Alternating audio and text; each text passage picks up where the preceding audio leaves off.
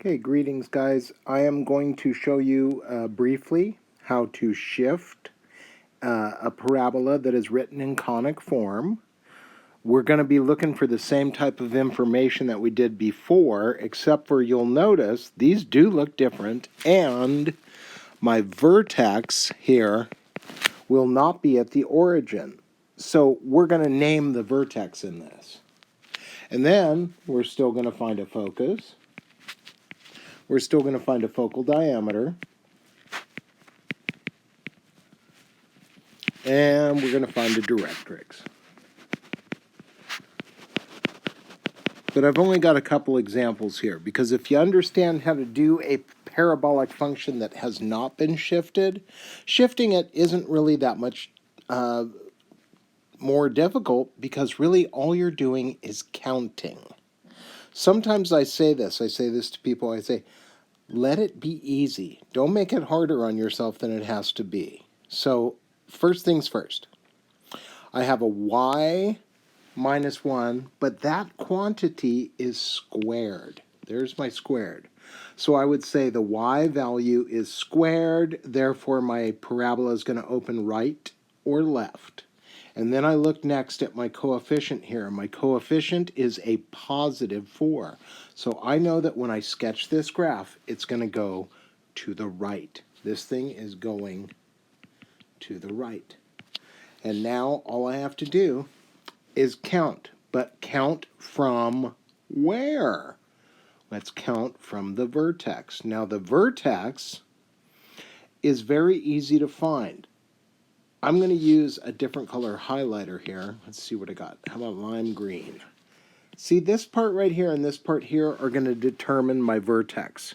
And whenever I have information inside of parentheses, get this pattern into your head. Always set it equal to 0 in your mind. So what would I have to plug in for x to make that x plus 3 equals 0? You're setting it equal to 0 in your mind, so the x coordinate of my vertex will be -3. Set the other part, y minus 1. What would I have to set? What would y have to be to make y minus 1 equal 0? So you're setting it equal to 0 in your mind. Y would have to be 1. The other way to say this is whatever's here, take the opposite. -3. Whatever's here, take the opposite. +1. There you go. There's your vertex. So I'm going to graph this parabola that opens to the right, but this time when I do my graphing, I am not starting at the origin. I'm going to start at 1, 2, 3, -3, 1. That's where my vertex is. So my graph is going to do something like this. But I have to calculate how wide that graph is going to be. So I'm going to erase that for a second. Ding, ding. But that's what I'm shooting for. So let's find the focus. How do I find the focus? Well, once again, whatever the coefficient is, I set it equal to 4p. So if I go like this, p equals 1. Now remember, that means 1 unit away from the vertex is where my focus is. Don't count from the origin. We're not at the origin anymore. Remember, we're at -3, 1 to start with. So if I go -3, 1, I'm going to count 1 to the right. Why am I counting to the right? Because it's going to open to the right. And that dot right there, this guy right here, is going to be my focus. So how do I tell somebody how to get there? I would say the focus is located at -2, 1. I'm just naming a point for you. That's all I'm doing. Don't make it harder than it has to be. 1 unit away from -3, 1, going to the right, is -2, 1. Now, what is my focal diameter? My focal diameter is, once again, whatever this guy is, take its absolute value. My focal diameter is 4 units. So I'm going to go over to my focus, and I'm going to count up 1, 2. I'm going to go count down 1, 2, and here we go. There is my parabola. Ta-da! I want one more piece of information. I want to know what the directrix is. And just remember, the directrix is the opposite motion. So instead of going 1 to the right inside the parabola, I'm going to go 1 to the left outside the parabola. And this line right here that crosses at x equal -4 would be the name of my directrix. Now, remember, you can pause this and rewatch it as many times as you want, but since we already went through graphing a parabola using this method, this shouldn't be the worst thing you'll ever have to do. So I'm going to just go through one more example.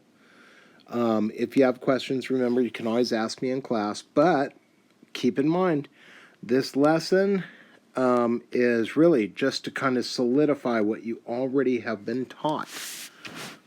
So here we go. This one doesn't look, what's up with this? Oh yeah, the first rule, remember, is get the squared stuff alone. So if I'm going to get the squared stuff alone, it looks to me like I should divide by the 2 here. And if I do that, then what's going to happen is, and I'm going to save some space, I'm going to erase, fresh rhyme.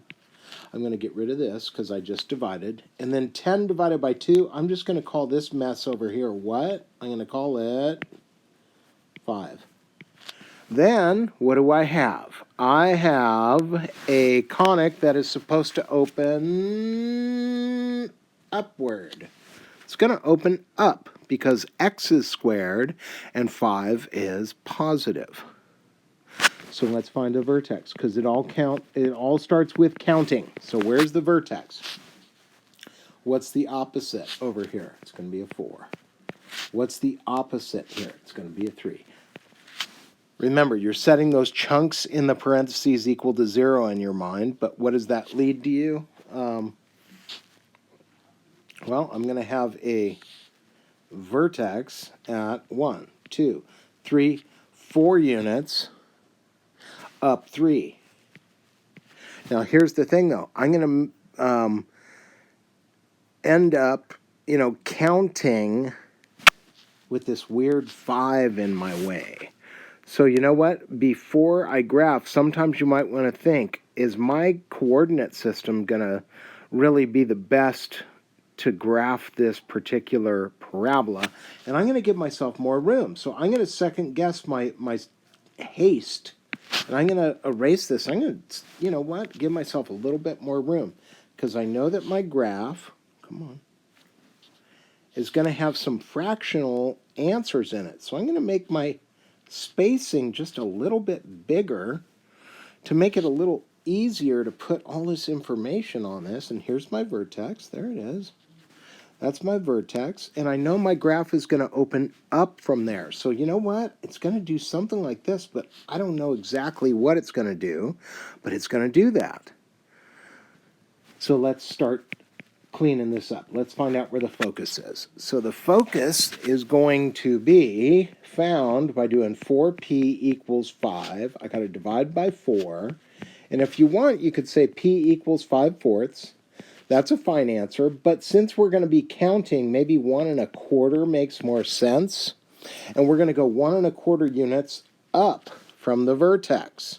That's where we're going to go. So if I go up from there, I'd be going up from, well, that's y, that's 3 units, so it looks like I'm going to be right there. 1 1/4 units up from 3 is 4 1/4. So let me erase some of this noise because this was just to kind of guide my thinking. But I'm going to be up 1 1/4. So like right about there. That's where my focus is going to be. Then I have to find my focal diameter. And my focal diameter is absolute value of that, which is just 5 units.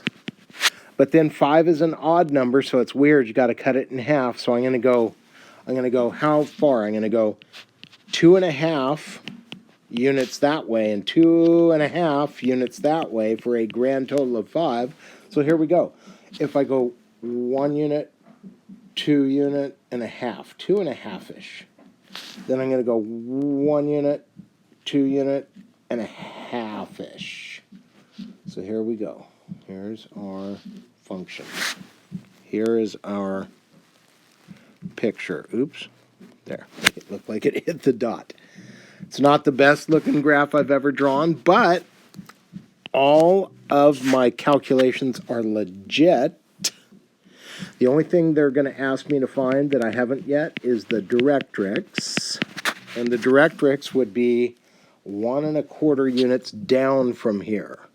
So if I was going to go 1 1/4 units down from this y value of 3, I'm going to say that my Directrix would cut through right about here. Oh, God. Ooh, not bad. Which to me would be a y equals 1 3/4 experience. All right. Sounds good to me, man. Looks like a shifted conic. Just remember, when you do the practice for these, there is an answer key. Always check your work. Make sure you're on the right track. And if not, ask me. I'll help you. All right. That is it. Bye-bye.